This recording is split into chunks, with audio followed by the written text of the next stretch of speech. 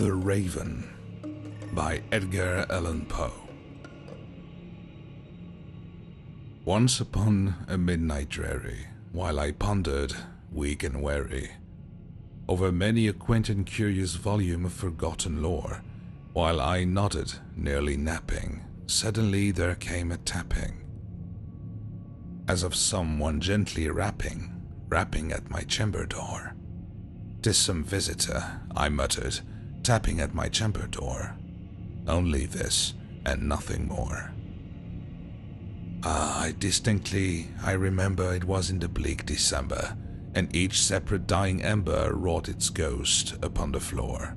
Eagerly I wished the morrow, vainly I had sought to borrow from my bookser's seas of sorrow, sorrow for the lost Lenore, for the rare and radiant maiden whom the angels name Lenore, nameless here for evermore.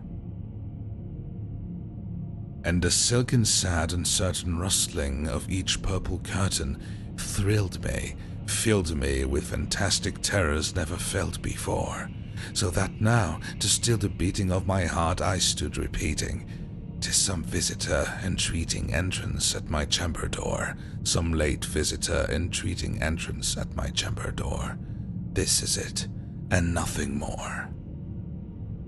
Presently my soul grew stronger, hesitating then no longer.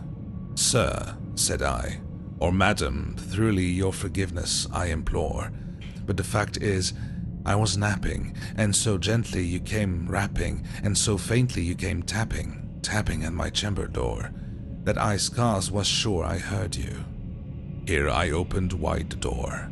Darkness there and nothing more. Deep into the darkness peering, long I stood there wondering, fearing, doubting, dreaming dreams no mortal ever dared to dream before. But the silence was unbroken, and the darkness gave no token, and the only word there spoken was the whispered word, "Lenore." This I whispered, and an echo mewed back the word, "Lenore." Merely this, and nothing more. Back into the chamber turning, all my soul within me burning, soon I heard again a tapping somewhat louder than before. "Surely," said I, "surely that is something at my window lattice. Let me see then what there it is, and this mystery explore. Let my heart be still a moment, and this mystery explore. 'Tis the wind, and nothing more." Open here I flung the shutter, when with many a flirt and flutter in there stepped a stately raven of the saintly days of yore. Not the least obeisance made he, not an instant stopped or stayed he, but with mine of lord or lady perched above my chamber door, perched upon a bust of Pallas just above my chamber door, perched and sat, and nothing more. Then this ebony bird bewilling my sad fancy into smiling, by the grave and stir decorum of the countenance it wore. "Though thy crest be shorn and shaven, thou," I said, "art sure nor craven. Ghastly grim, an ancient raven wandering from the nightly shore, tell me what thy lordly name is on the night's Plutonian shore." Quoth the raven, "Nevermore." Much I marvel this ungainly fowl to hear discourse so plainly, though its answer little meaning, little relevancy bore. For we cannot help agreeing that no living human being ever yet was blessed with seeing bird above his chamber door, bird or beast upon the sculptured bust above his chamber door, with such a name as Nevermore. But the raven sitting lonely on the placid bust spoke only that one word, as if his soul in that one word he did outpour. Nothing farther than he uttered, not a feather than he fluttered, till I scarcely more than muttered, "Other friends have flown before, on the morrow he will leave me, as my hopes have flown before." And then the bird said, "Nevermore."